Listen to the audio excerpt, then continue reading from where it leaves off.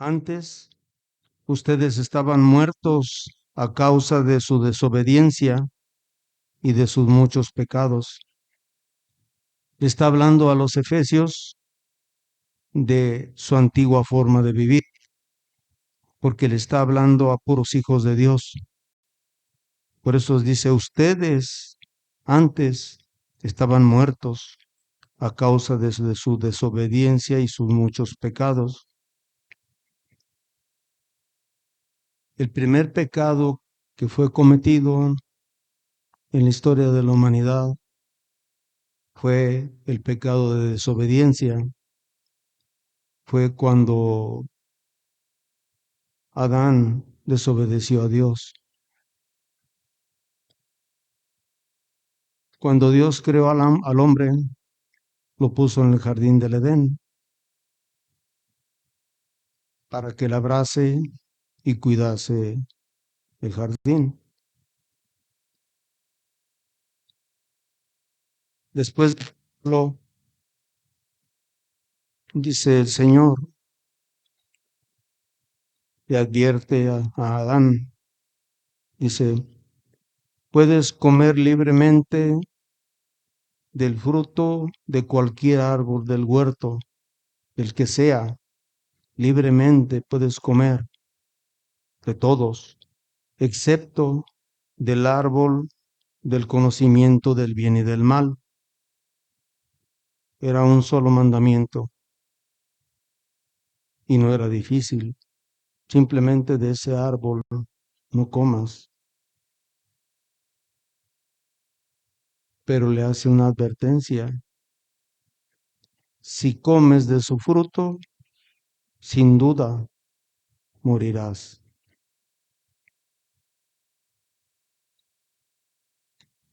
Y lo enfatizó al decirle, sin duda, no hay ninguna duda de que si tú comes de ese fruto, vas a morir.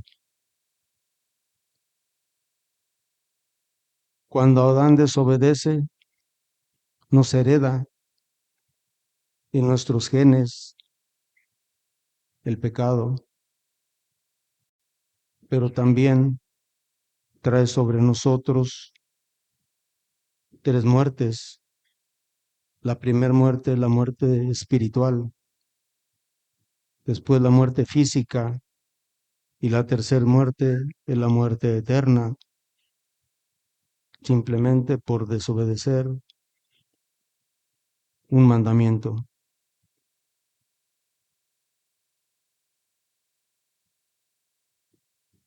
Todos los seres humanos, dice Dios, todos los seres humanos son míos para juzgar, los padres y los hijos por igual.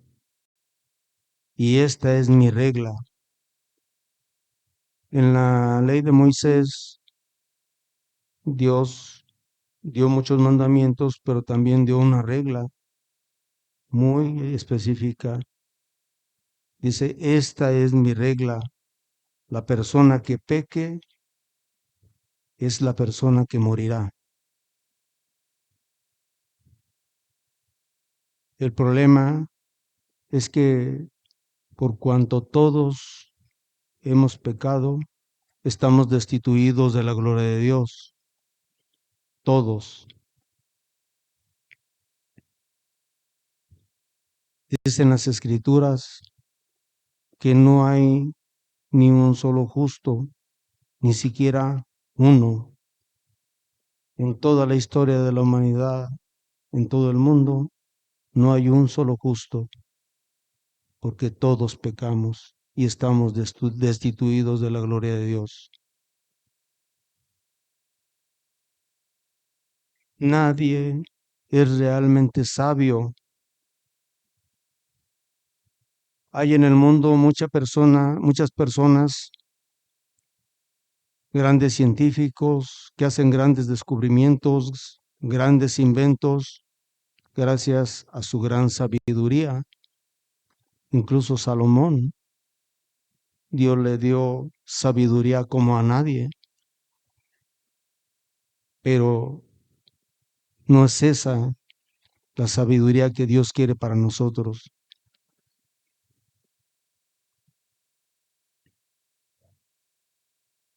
Dice, nadie es realmente sabio, nadie busca a Dios. La verdadera sabiduría la tienen las personas que buscan a Dios. Salomón, conociendo a Dios y habiendo tenido encuentros con Dios, se desvió de él por un tiempo.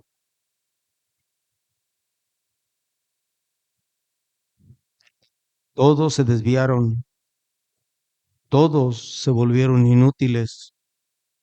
No hay ni uno que haga lo bueno, ni uno solo.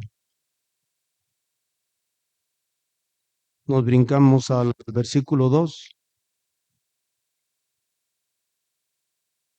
Aquí le sigue recordando el apóstol Pablo a la iglesia de Éfeso cómo eran, porque les empieza hablando, recordándoles cómo eran antes de entregarles su vida a Cristo, y les dice, vivían en pecado, igual que el resto de la gente, obedeciendo al diablo, el líder de los poderes del mundo. ¿Se dan cuenta a quién estábamos obedeciendo?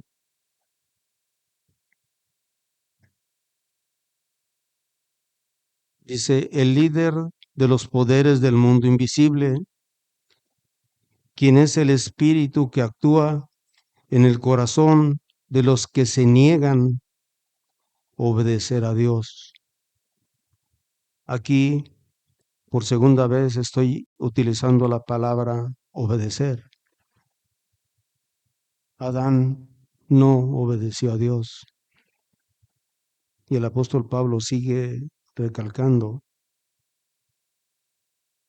que el espíritu del diablo actúa en el corazón de los que se niegan a obedecer a Dios.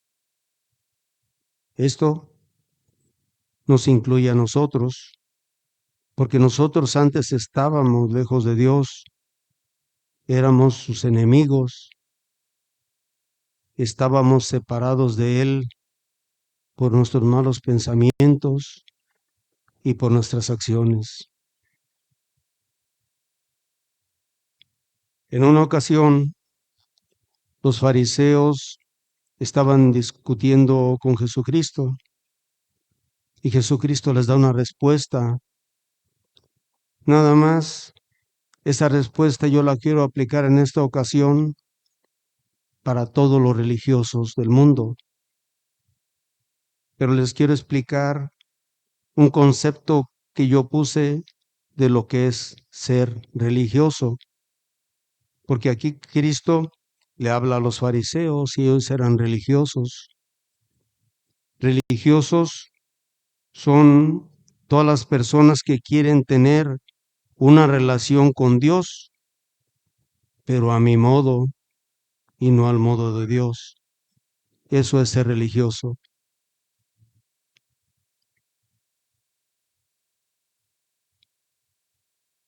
Y le dice Jesucristo a todos esos religiosos,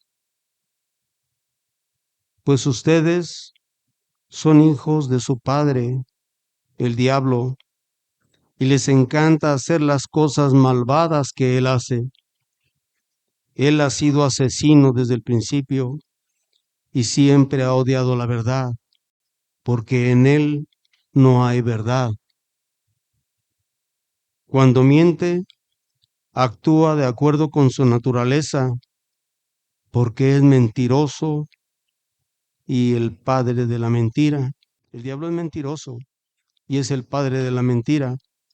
Pero les voy a explicar por qué es el padre de la mentira.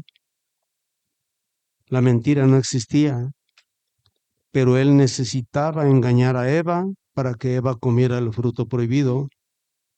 Entonces, utilizando el único mandamiento que Dios le había dado a Adán, el diablo le mintió a Eva Él engendró la mentira. Por eso Satanás es el padre de la mentira, porque él la engendró. La mentira no existía todavía.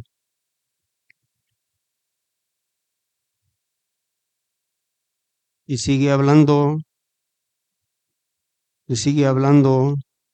a todos los religiosos. Dice, cuando un hombre fuerte como Satanás está armado y protege su palacio y protege su reino, todas sus posiciones están seguras. ¿Por qué? Porque es poderoso y porque está bien armado y está listo para defender lo que es de él.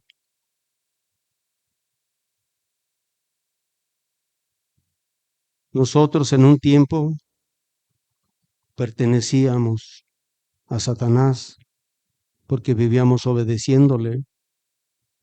Pero fíjense lo que Jesucristo sigue diciendo. Dice, sus posiciones están seguras hasta que alguien más fuerte lo ataca y lo vence. Le quita sus armas y se lleva sus pertenencias. Cuando Jesucristo murió en la cruz, Satanás pensó que había vencido al Hijo de Dios, pero estaba equivocado, porque Jesucristo venció en la cruz al morir. Y al vencer, derrotó al que protegía todas sus posiciones, que es Satanás. Al derrotarlo en la cruz, le quita sus armas, lo desarma por completo. Y desde ese momento que Cristo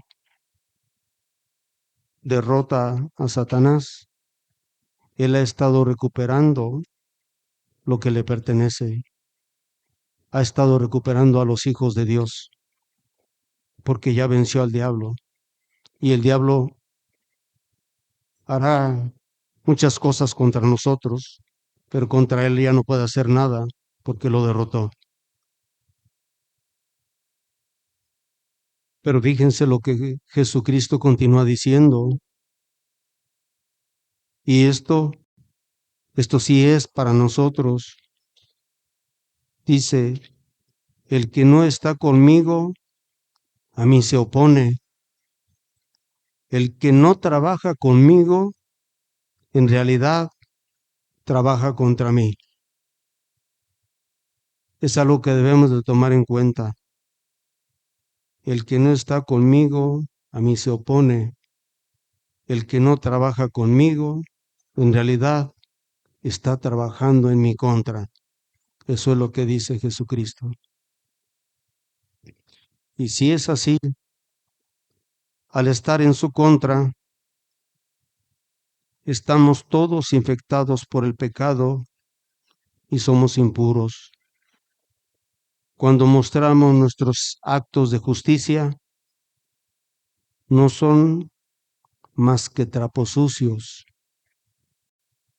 Nuestros actos de injusticia que mostramos son simplemente trapos sucios. Somos igual que las hojas de otoño que se secan y se caen y nos marchitamos y caemos y nuestros pecados nos arrasan como el viento arrasa las hojas secas. El apóstol Pablo le sigue hablando del pasado. Dice, todos vivíamos así en el pasado, siguiendo los deseos de nuestras pasiones y la inclinación de nuestra naturaleza pecaminosa.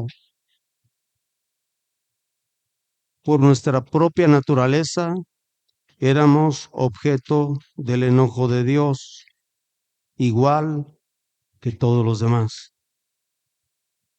Nuestra naturaleza era una naturaleza pecaminosa y éramos objetos de la ira de Dios, así como es toda la gente que vive en pecado. El Señor aparta su rostro de todos los que hacen lo malo, borrará todo recuerdo de ellos de la faz de la tierra.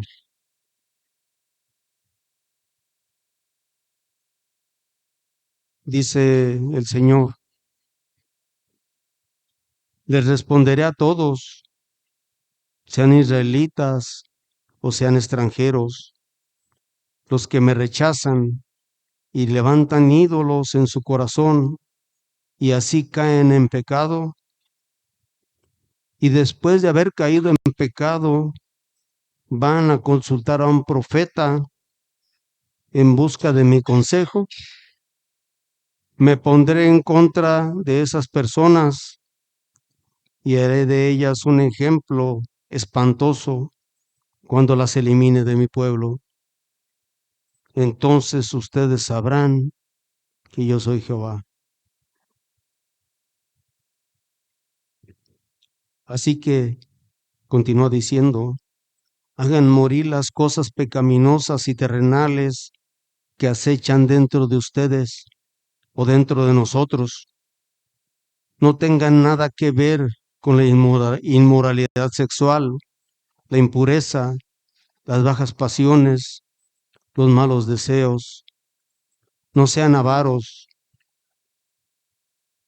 Aquí recalca esto, no sean avaros, pues la persona avara es idólatra, porque adora las cosas de este mundo. Y al estar adorando las cosas de este mundo, está poniendo a Dios en segundo o en tercer lugar. Por eso hay que tener mucho cuidado con la avaricia. A causa de todos estos pecados viene la ira de Dios sobre los hijos de desobediencia.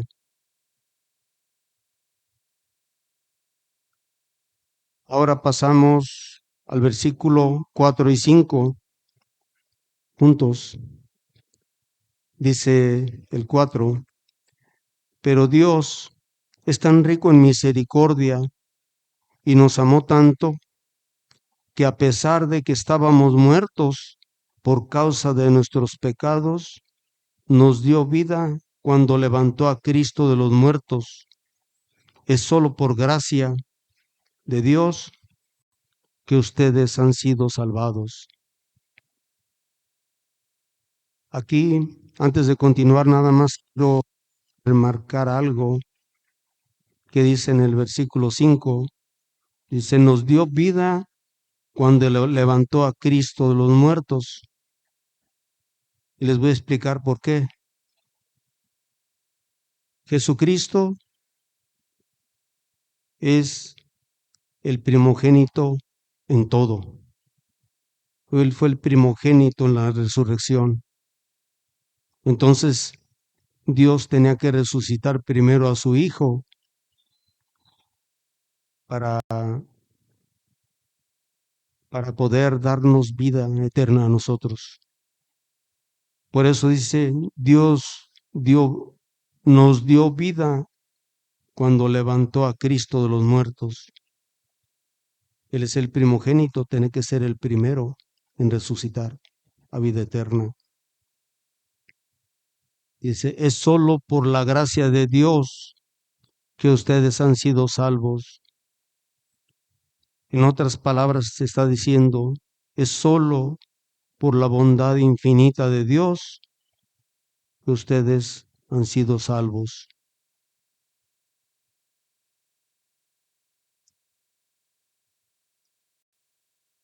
En el versículo 4 dice, pero Dios es tan rico en misericordia. Vamos a ver el significado de la palabra misericordia. Misericordia viene del griego eleos, que, que es la manifestación externa de la compasión de Dios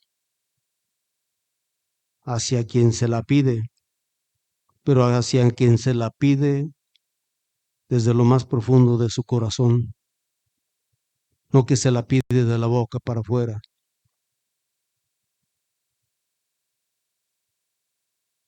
Pero el Señor, nuestro Dios, es misericordioso y perdonador, a pesar de habernos rebelado contra Él. Pero miren, el Señor no te dio su amor, ni te eligió porque eras sabio, ni porque eras poderoso, pues tú y yo éramos lo más vil de este mundo, y siendo lo más vil de este mundo, Él nos eligió. No fue por nuestras buenas acciones, ni por nuestra sabiduría, ni por nuestro poder.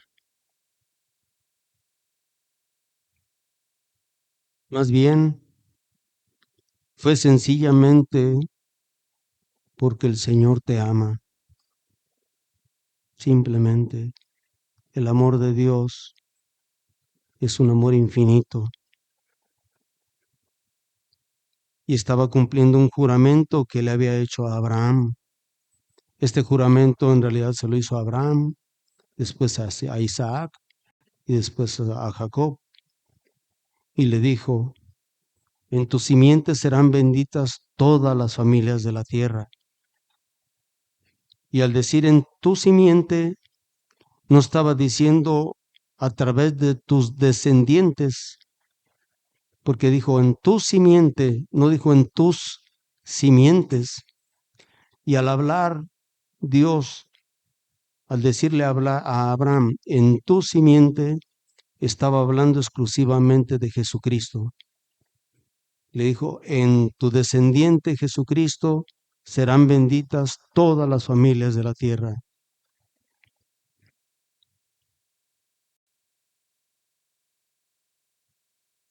Ahora bien, casi nadie se ofrecería a morir por una persona honrada, aunque tal vez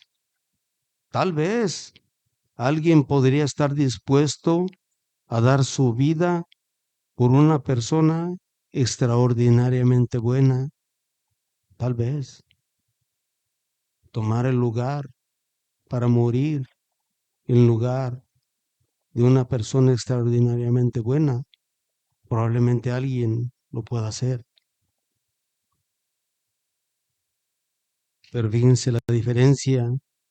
Dios mostró el gran amor que nos tiene al enviar a Jesucristo a morir por nosotros, pero Jesucristo murió por nosotros, no cuando nos arrepentimos. Él murió por nosotros cuando aún éramos pecadores. Ahí está mostrando Dios todo cuánto amor tiene por nosotros.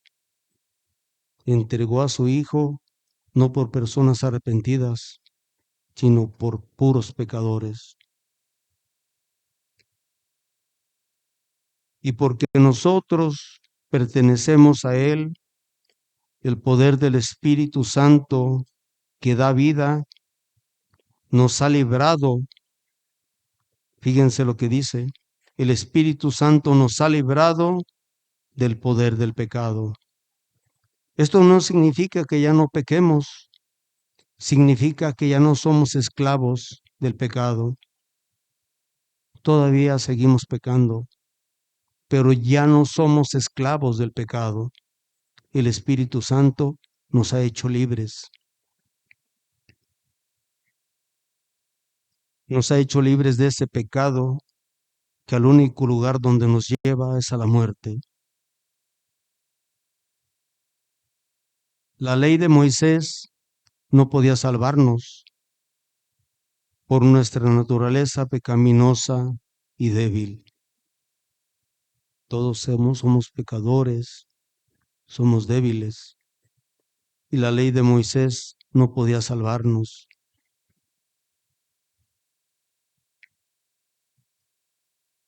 Cuando Dios le dio la ley y las instrucciones a Moisés,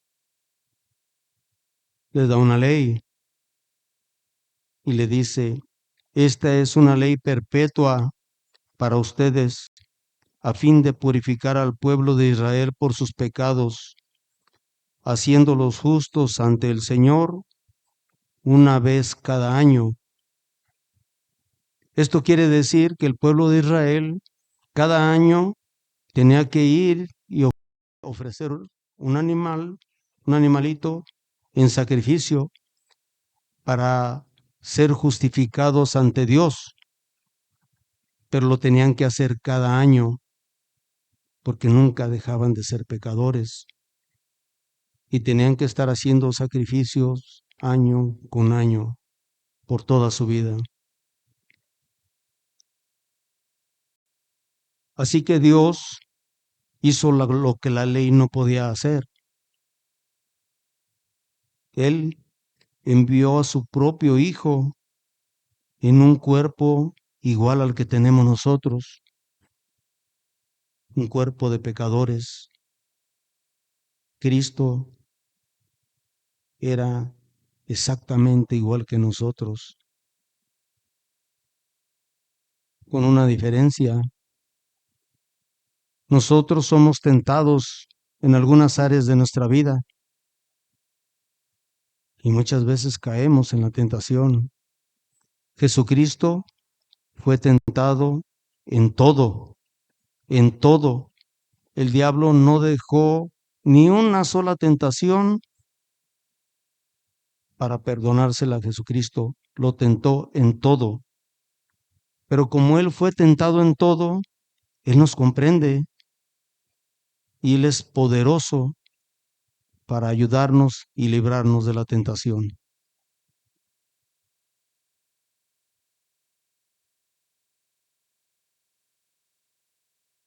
Y en ese cuerpo de pecado, Dios declaró el fin de todo que el pecado tenía sobre nosotros mediante la entrega de su Hijo como sacrificio por nuestros pecados.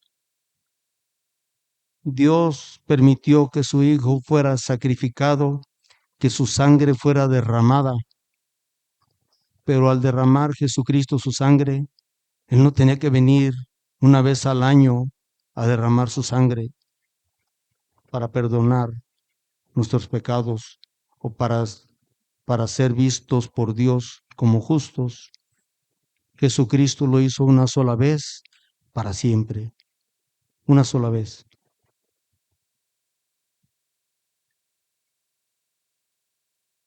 Y lo hizo para que se cumpliera totalmente la exigencia justa de la ley, pero a favor de nosotros, que ya no seguimos nuestra naturaleza pecaminosa, sino que seguimos al Espíritu.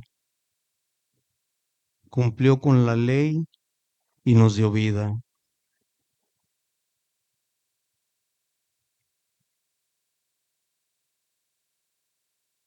En la ley de Moisés, en cierta ocasión, divide las 12 tribus y en un lado puso las 6 tribus de la esposa legítima de Jacob y en el otro lado puso las otras 6 tribus de la concubina, de la esclava.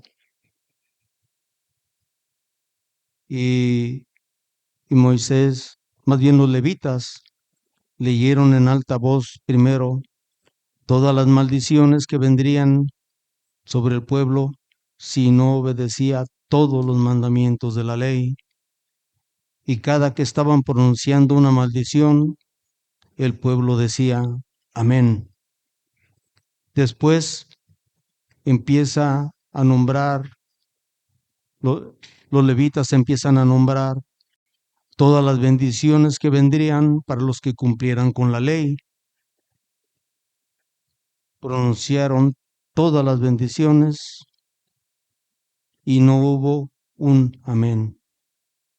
Todo el pueblo se quedó callado.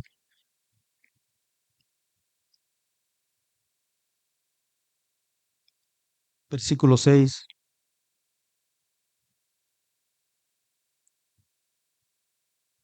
Dice, pues nos levantó de los muertos junto con Cristo y nos sentó con Él en los lugares celestiales, porque estamos unidos a Cristo Jesús. Hoy, aquí en este pequeño grupo, hijos de Dios están ocupando sillas físicamente, pero espiritualmente estamos sentados con Cristo en los lugares celestiales. Con una bondad que no merecemos, Dios nos declara justos por medio de Cristo Jesús, quien nos liberó del castigo de nuestros pecados. Los que merecíamos morir en esa cruz éramos nosotros, y Él tomó nuestro lugar. Pues Dios ofreció a Jesús como el sacrificio por el pecado. Las personas somos declaradas justas a los ojos de Dios cuando creemos. Jesús sacrificó su vida al derramar su sangre. Ese sacrificio muestra que Dios actuó con justicia cuando se contuvo y no castigó a los que pecaron en el pasado, porque Él miraba hacia el futuro y de ese modo nos incluiría en lo que llevaría a cabo en el presente. Dios miraba al futuro y ahora nos está incluyendo en este tiempo a nosotros. Dios hizo todo eso para demostrar su justicia, porque Él mismo es justo e imparcial. Dios es un Dios justo, Él creó la justicia, y es un Dios imparcial, porque Él, cuando está juzgando, Él no se carga hacia un lado. Él no dice, yo lo voy a condenar porque lo odio, o yo a Él lo voy a salvar porque lo amo. Él creó la justicia y Él cumple con la justicia.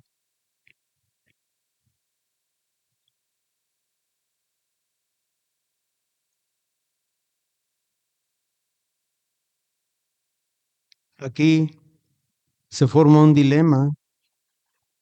Si Dios es justo y es imparcial, y si nosotros somos pecadores, ¿cómo nos puede declarar justos? Nosotros somos pecadores y Él es justo. La sentencia que merecemos todos es el reo de muerte, así como le dijeron a Jesucristo, este hombre es reo de muerte. Y nosotros, en realidad, lo único que merecemos es morir. ¿Por qué? Por la justicia de Dios. Y Dios declara a los pecadores justos a sus ojos cuando ellos creen en Jesucristo. Jesucristo murió por nosotros y resucitó al tercer día. Pero fíjense, voy a tomar la palabra creen. Creer significa tener fe. Abraham le creyó a Dios y le fue contado por justicia. Fue declarado justo porque le creyó a Dios. Tener fe, creer y confiar es lo que nosotros necesitamos. Necesitamos confiar en Jesucristo, porque solo confiando en Él podemos entregarle nuestra vida, podemos decir, Él es mi único Señor, Él es mi Rey, Él es mi Dios, Él es mi todo, pero porque confiamos en Él, porque creemos en Él. Tal como Dios nuestro Padre lo planeó, Jesús entregó su vida por nosotros pecadores para rescatarnos de este mundo de maldad en el que vivimos. Vivimos en un mundo de maldad, pero Dios ya nos rescató de ahí. Aunque vivimos rodeados de maldad, nuestra vida, nuestro caminar en Cristo, día a día se va limpiando. Nos vamos limpiando de nuestros pecados. Versículo 7. De modo que en los tiempos futuros Dios puede ponernos como ejemplos de la increíble riqueza de la gracia y la bondad que nos tuvo, como se ve en todo lo que ha hecho por nosotros, que estamos unidos a Cristo Jesús. Entonces, el nombre de nuestro Señor Jesús será honrado, pero pongan atención. Nosotros deseamos verdaderamente que el nombre de Jesús sea honrado aquí en la tierra. Si en realidad ese es nuestro deseo, debemos de llevar nuestra vida, debe de ser un ejemplo.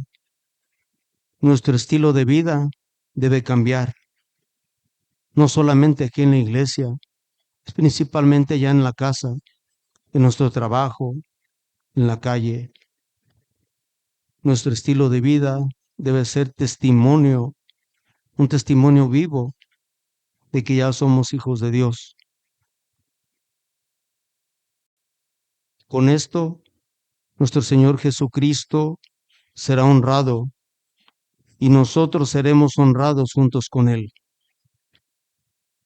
Todo esto se hace posible por la gracia de nuestro Dios y Señor Jesucristo. Nosotros antes no teníamos identidad como pueblo, ahora somos pueblo de Dios. Antes no habíamos recibido misericordia, ahora hemos recibido la misericordia de Dios. Versículo 8.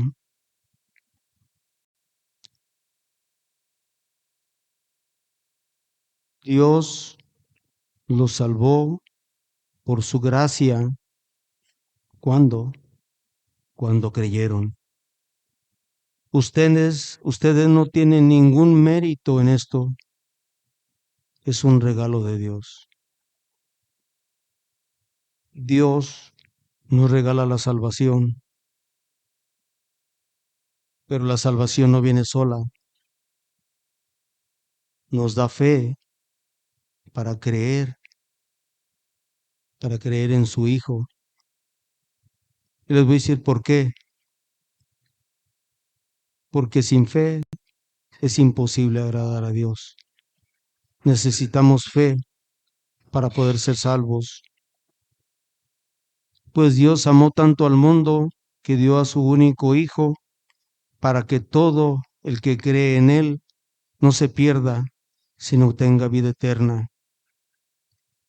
Dios no envió a su Hijo al mundo para condenar al mundo, sino para salvarlo por medio de Él. Ya no hay condenación para todos los que creemos en Él, pero todo el que no cree ya ha sido condenado por no haber creído en el unigénito Hijo de Dios. Versículo 9.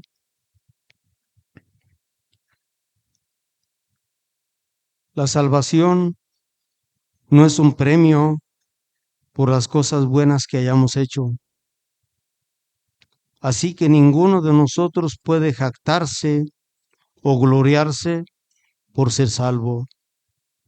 Si nosotros somos salvos, no podemos andarle gritando a todo el mundo, yo soy salvo porque soy bueno. No tenemos absolutamente nada con qué jactarnos por nuestra salvación, pues nadie llegará jamás a ser justo ante los ojos de Dios por hacer lo que la ley manda. La ley sencillamente nos muestra cuán pecadores somos, pues Dios había prometido también a Abraham, le dijo, volveré dentro de un año y Sara tendrá un hijo. Ese hijo fue nuestro antepasado Isaac. Cuando se casó con Rebeca, ella dio a luz mellizos. Y yo quiero que pongan atención en esto, porque esto que les voy a decir es un dilema a nivel mundial en la iglesia de Cristo. Dice, pero antes que nacieran, antes de que pudieran hacer algo bueno o malo, ella recibió un mensaje de Dios. Este mensaje demuestra que Dios elige a la gente según sus propósitos, no según nuestros propósitos. Él llama a las personas, pero no según las buenas o malas acciones que hayan hecho. Y le dijo a Sara, tu hijo mayor servirá a tu hijo menor. Dicen las escrituras, amé a Jacob, pero rechacé a Esaú. Ellos aún no habían nacido siquiera cuando Sara recibe esta palabra. No habían hecho ni bueno ni malo. Y aún así, Dios ya había elegido a Jacob y no era el primogénito, porque primero nació su hermano. Él escogió a Jacob. Jacob significa suplantador. Era suplantador, era tramposo, y así lo eligió. Y Dios trató durante mucho tiempo de su vida, trató con Jacob. Él le decía, tú no eres Jacob. Pero Jacob decía, sí, yo soy el suplantador, yo soy el mentiroso. Y fue una transformación que duró muchísimos años, hasta una ocasión que Jacob, cuando iba buscando a su hermano, se encuentra con un hombre. Ese hombre era Jesucristo. Y toda la noche lucharon con la espada. Cuando estaba por amanecer, le dice el Señor, déjame, porque clarea el alba. Le dice, no te dejaré ir hasta que me bendigas. Y el Señor le dijo, tu nombre es Jacob, tú eres el suplantador, eres el tramposo. Tu nombre ya no será más Jacob, ahora tu nombre será Israel, que significa el que gobierna como Dios. Dios le cambió el nombre.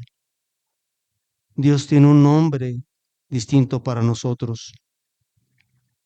No lo sabemos, pero Dios está tratando con nosotros igual que trató con Jacob, igual que trató con el tramposo.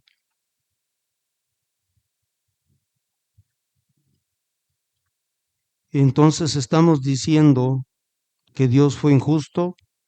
Por supuesto que no, pues Dios le dijo a Moisés, tendré misericordia de quien yo quiera y mostraré compasión con quien yo quiera.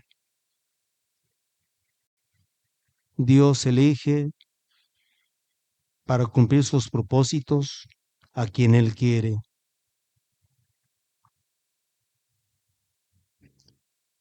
Versículo 10 dice, pues somos la obra maestra de Dios, Él nos creó de nuevo en Cristo Jesús, a fin de que hagamos las cosas buenas que preparó para nosotros tiempo atrás.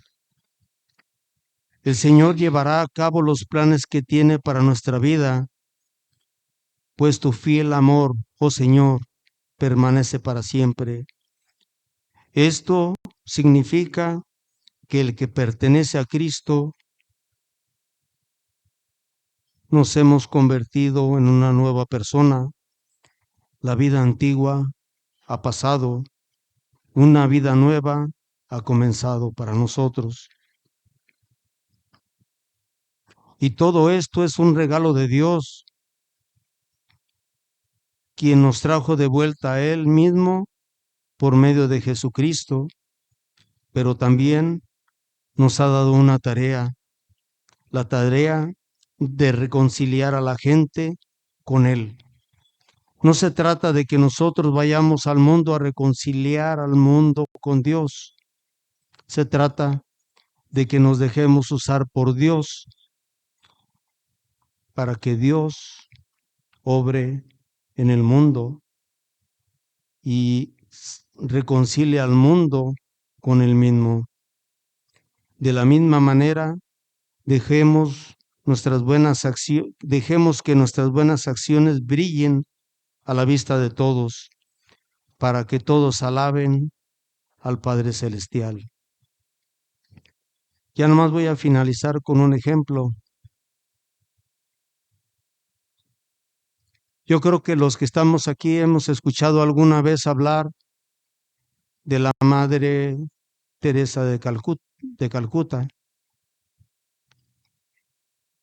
Esta mujer desde los 14 años se consagró a Dios, después se hizo monja, estuvo en algunos conventos, pero después, sin dejar de ser monja, ella se sale del convento y se va a buscar a la gente pobre y les da de comer a los pobres. Después hace varios orfanatorios, varios, en varios países del mundo. Fue tanto lo que trabajó para hacer buenas obras que tal vez sea la mujer en la actualidad más reconocida a nivel mundial por sus buenas obras. Nada más les quiero decir una cosa. Ella fue tan reconocida, recibió muchos, eh, muchos reconocimientos, recibió el Premio Nobel de la Paz, recibió muchas nacionalidades por todas sus buenas obras que ella hizo. Si ella hizo todas esas buenas obras porque aceptó a Jesucristo como su Señor y como su Dios, yo les aseguro que ella está en el paraíso. Pero si ella hizo todo esto durante toda su vida para ganarse el cielo, yo les aseguro que no se lo ganó, porque no es por obras para que nadie se gloríe. Les pido que se pongan de pie. Padre, te damos gracias, Señor, por tu palabra y te pido, Señor, que nos ayudes a comprender que nosotros somos simple basura, que somos como un gusano o como una pulga de la tierra, que no somos nada y que nuestra justicia ante ti no tiene ningún valor. Pero ahora nos has enseñado que por tu eterno amor, por tu infinito amor, nos has amado de tal forma que aun siendo pecadores, tú entregaste a tu único Hijo para que tomara nuestro lugar en la cruz y Él se hiciera maldito en nuestro lugar. Gracias, Padre, gracias por tu bondad que nos da salvación. Gracias por tu fe en tu Hijo, esa fe que nos has dado para creer en tu Hijo, porque es la única forma de llegar a ti a través de tu Hijo. Gracias, Padre, y que todo, Señor, todo lo que hagamos en nuestra vida sea para honra y gloria tuya. En el nombre de Jesús. Amén y amén.